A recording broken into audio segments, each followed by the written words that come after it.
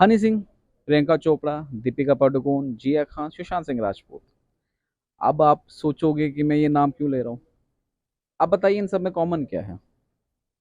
अब आप कहोगे कि बॉलीवुड इंडस्ट्री से ताल्लुक़ रखते हैं। हाँ, ठीक, ये कनेक्शन है। इसके अलावा सोचो। इसके अलावा इन लोगों में कनेक्शन एक चीज़ का है जो आजकल हम सब में मेजॉरिटी पाई जाती है, मेंटल हेल्थ इश्यू। कोई डिप्रेशन से शिकार था, कोई बाइपोलर डिसऑर्डर, और भी डिफरेंट डिफरेंट टाइप के जो मेंटल इलनेस है उससे कहीं ना कहीं सफ़र कर रहे हैं। या जब ये बड़े स्टेटस वाले लोग नहीं मतलब बच पाए इन चीज़ों से, तो मतलब एक जनरल आदमी वो कैसे इन चीज़ों से अलग है। देखिए, ऐसा नहीं कि मेंटल हेल्थ आज पहली बार इतना इम्पोर्टेंट हुआ है, ये हमेशा से इम्पोर्टेंट था। पिछले कुछ सालों में हम देख रहे हैं कि मेंटल हेल्थ प्रॉब्लम्स बढ़ रही हैं। बहुत सारे ऐसे इंसिडेंट्स हुए हैं, बहुत सारे ऐसे फेजेस हुए हैं जहां मेंटल हेल्थ की इंपॉर्टेंस और बढ़ गई। जैसे कि पिछले कुछ साल पहले कोविड का टाइम निकला है, और कोविड के टाइम जब निकला तो हम लोगों ने देखा कि लोग आइसोलेटेड हो गए, बच्चे आइसोलेटेड हो गए, बच्चों की स्कूलिंग चली गई। जो बच्चों ने स्कूल शुरू करना था वो स्कूल शुरू नहीं कर पाए। जो बच्चे छोटे स्कूल में जाते थे वो जा नहीं पाए। बच्चों की पढ़ाई पूरी स्कूल में मोबाइल पे होके रह गई। तो इससे जो एक इंटरपर्सनल कंटैक्ट है, ये बहुत हद तक हमने देखा, इस पे बहुत लॉस हुआ। उसके बाद से ये सब चीज़ें बिल्कुल नॉर्मलाइज तो नहीं हुई, डेफिनेटली स्कूल से वापस शुरू हो गए। बट हमारे जो इस समय का टाइम है, इसमें डिजिटल इंपॉर्टेंस बहुत ज़्यादा एक उसकी बहुत ज़्यादा इंपॉर्टेंस बढ़ गई है। इस वजह से हम देखते हैं कि हमारा जो सोशल कंटैक्ट है वो कम होता जा रहा है। ऑलरेडी हमारी फैमिलीज बहुत कम है, न्यूक्लियर फैमिलीज हैं, हम ज़्यादा इंटरेक्शन नहीं हो पाता। जिन लोगों से मिलते हैं वो ऑलरेडी बहुत कम है। और social media and all, it is exaggerating all these things. तो social isolation, negative thoughts, multiple roles, and एक कॉम्पिटिटिवनेस की का एक फीलिंग, और एक जर्नल पॉलिटिकल अनस्टेबिलिटी, या जहां हम रहते हैं वहां पर हम लोग बहुत सारे कंपैरिजंस करते हैं। ये सब चीजें एक बैकग्राउंड बनाते हैं किस तरह की मेंटल हेल्थ प्रॉब्लम्स आ सकती है। ऐसा तो नहीं है कि डिप्रेशन और एंजाइटी पहले नहीं होता था, होता पहले भी था, तब भी एक मेजर प्रोपोर्शन होता था। पर आजकल हम ऐसा देखते हैं पिछले कुछ सालों में कि इसकी इंपॉर्टेंस डेफिनेटली बढ़ती जा रही है। जो एज ग्रुप हमारे पास प्रेजेंट करता था पहले, जैसे मान लीजिए प्रेजेंट करता था एक यंग एडल्ट, अब वो यंग एडल्ट से even younger adult and even child and adolescence लोग प्रेजेंट करते हैं। डिप्रेशन माने कि ऐसा स्टेट जो कि एक सब्सटैंशियल टाइम पीरियड रहे, जैसे कुछ हफ्तों से लेके कुछ महीनों तक, जहां आदमी का एक नेचुरल डेली जो रूटीन है वो फॉलो नहीं कर पाना, बहुत उदास रहना, नेगेटिव सेल्फ आइडियाज रहना, यहाँ तक कि अपने आप को नुकसान पहुंचाने के बारे में कोशिश करना। ये सिर्फ सोच की बात ही नहीं है, एक्चुअली में ब्रेन के अंदर कुछ ऐसे चेंजेस हम देखते हैं at the level of hormones जो हमें नॉर्मल थिंकिंग करने से प्रिवेंट करते हैं।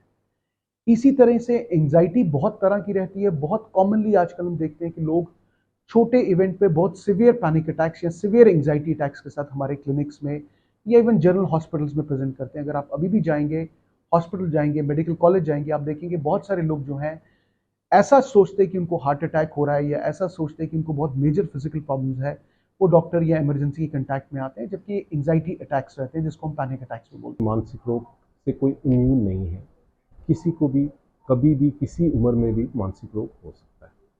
और अगर हम बात करें डब्ल्यू एच ओ की, वर्ल्ड हेल्थ ऑर्गेनाइजेशन की, तो सिर्फ एक बीमारी डिप्रेशन, जिसको हम कह सकते हैं मेजर डिप्रेसिव डिसऑर्डर, हम उसका नाम लेते हैं, वो इस वक्त दुनिया की सब सेकंड मोस्ट कॉमन कॉज है बीमारी का, जिसके कारण लोगों की दिनचर्या में फर्क पड़ता है। तो दूसरी सबसे बड़ी बीमारी आप कह सकते हैं डिप्रेशन से दुनिया भर में। अगर हमारे घर में हमें पता है कि आदमी को मेंटल इलनेस है, हम उसको इग्नोर करते हैं, डिनाई करते हैं, और उसको हॉस्पिटल लेने से कतराते हैं। कैसे हम पता करेंगे कि हमारे घर में कोई मानसिक रोग का बंदा है?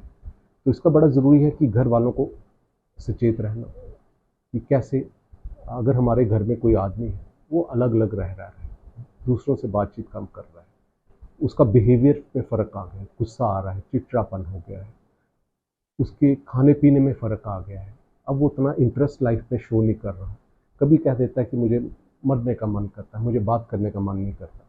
तो इसको आप इग्नोर मत करिए, और अगर हो सके उसको सपोर्ट करिए, और अब जब आपको लगे कि नहीं बात बन रही तो साइकेट्रिक हेल्प लीजिए। हमारी मेंटल हेल्थ को हमारे मोबाइल फ़ोन्स और इंटरनेट ने बहुत बुरी तरह से इफ़ेक्ट किया है।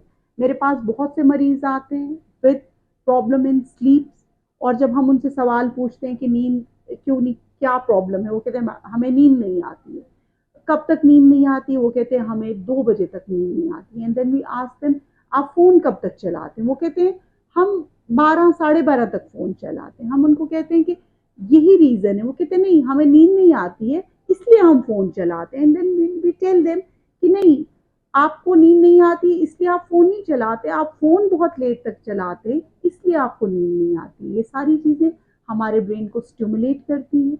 आइडियली 7 ओ क्लॉक के बाद हमें कोई भी ऐसी चीज़, फॉर एग्जांपल आप चॉकलेट्स खाते हैं या आप कॉफ़ी पीते हैं या आप इंटरनेट, मूवी, जो भी कोई स्क्रीन प्रोग्राम है, जब भी वो आप देखेंगे आपका ब्रेन ब्रेन एक्टिवेट होगा और फिर उसे उस नीचे लेवल तक आने में 2 से 3 घंटे लगेंगे। स्लीप टाइम, वो 9-10 बजे स्लीप टाइम इज गॉन। हमारा पीनियल ग्लैंड जो है, जो मेलाटोनिन, जो हमारा स्लीप हार्मोन है, वो 10 से 2 बजे तक सिक्रीट होता है, and because of that we get the refreshing sleep.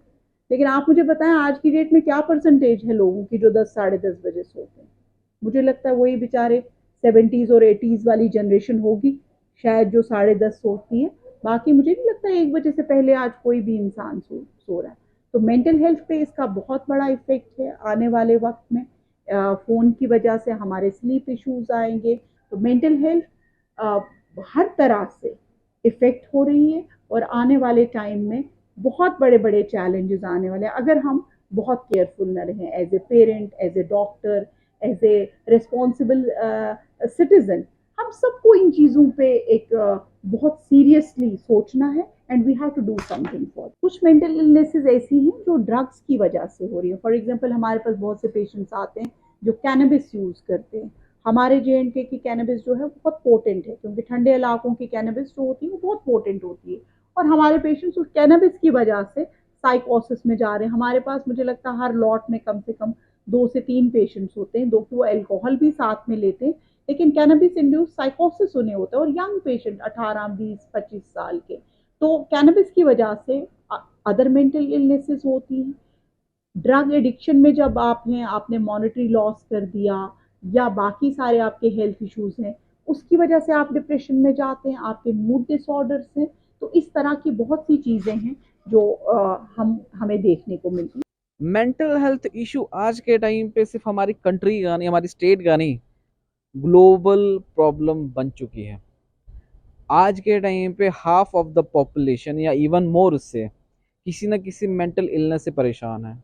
चाहे वो डिप्रेशन है, चाहे वो स्किज़ोफ्रेनिक है, चाहे वो बाइपोलर डिसऑर्डर है, या मतलब ऐसे भी बहुत डिफरेंट डिफरेंट चीज़ें।